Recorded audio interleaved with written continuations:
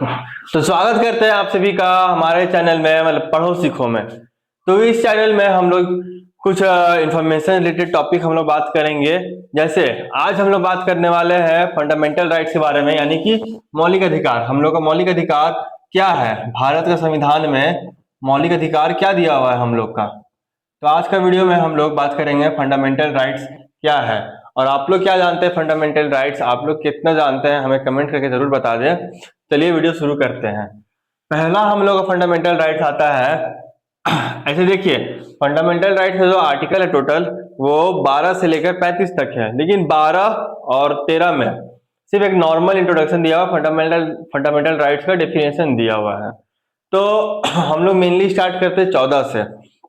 तो पहले यहां मैं लिख देता हूं टोटल आर्टिकल्स का कितने तक है। आर्टिकल्स 12 to 35 ये टोटल आर्टिकल्स होते हैं। और पहला राइट है हम लोग का राइट टू इक्वालिटी, यानी कि समानता का अधिकार। ये हम लोग का आता है अनुच्छेद 14 से 18 तक। 14 से 18 तक हम लोग आता है ये अनुच्छेद। दूसरा, इसमें हम लोग को इक्वालिटी का अधिकार दिया गया है, यानी कि कोई भेदभाव कुछ नहीं, समझे। अब दूसरा आता है right to freedom. Right to freedom ये हम लोग का आता है 19 से 22 अनुच्छेद तक। इसमें हम लोग को अपना अधिकार, अपना जो स्वतंत्रता है वो जीने का अधिकार दिया हुआ है। टोटल इसमें जो फंडामेंटल राइट्स हम लोग संविधान में है ना, वो 6 है, ठीक है। 6 फंडामेंटल राइट्स है टोटल, तो याद रखिएगा 6 फंडामेंटल राइट्स है। और थर्ड आता है right against exploitation. Right against exploitation ये हम लोग का अनुच्छेद 23 और 24। इसमें हम लोग का कुछ भी इस आर्टिकल में हम लोग का जैसे कुछ शोषण होता है ना, उसके विरोध में ये दिया हुआ है, यानी शोषण के विरुद्ध अधिकार ये है राइट अगेंस्ट एक्सप्लॉयटेशन, जो हम लोग का 23 से लेकर 24 तक का दिया हुआ है, ठीक है। अब आता है चौथा नंबर। चौथा हम लोग का है right to freedom of religion. Right to freedom of religion ये अनुच्छेद हम लोग का 25 से 28 तक दिया हुआ है। इस फ्रीडम ऑफ रिलीजन में हम लोग का अपना धर्म, हम लोग जो रिलीजन है उसको मानने का पूरा अधिकार दिया हुआ है अपने हिसाब से।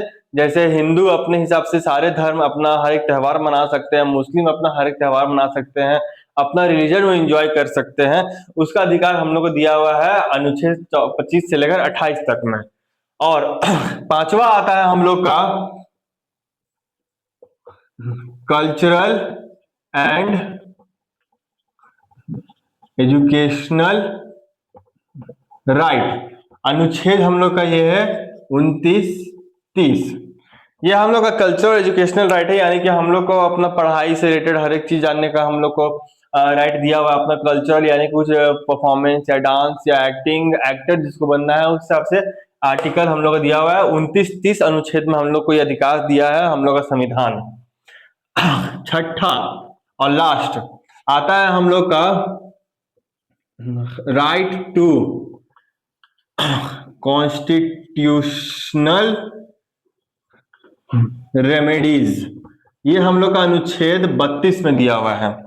यानी कि इस जो राइट टू कॉन्स्टिट्यूशनल रेमेडीज का मतलब होता है कि अगर आपका कोई अधिकार, जितना जो अधिकार दिया हुआ है 6 अधिकार, 6 अधिकार में से आपका कोई भी अधिकार अगर कोई भी आपका छीनता है, चाहे पुलिस हो या कोई भी आम जनता हो, कोई नेता हो या कोई भी हो, तो आप डायरेक्ट हाई कोर्ट में जाके या डायरेक्ट आप सुप्रीम कोर्ट में अपील कर सकते हैं और अपना फंडामेंटल राइट्स के अगेंस्ट कि मेरा फंडामेंटल राइट्स एक्सप्लॉइट हुआ है, मेरा अधिकार जो है वो ये हनन किया गया है मेरा अधिकार का, तो आप डायरेक्ट सुप्रीम कोर्ट में अपील कर सकते हैं इस चीज को लेकर। और एक चीज और बता दे कि जो अनुच्छेद 32 है ना, इसको संविधान का हम लोग हार्ट एंड सोल भी मानते हैं, यानी कि हमारा संविधान का कैसे बोलते हैं, दिल जान जिगर बोलता है ना इंसान लोग, वही हम लोग का हार्ट एंड सोल।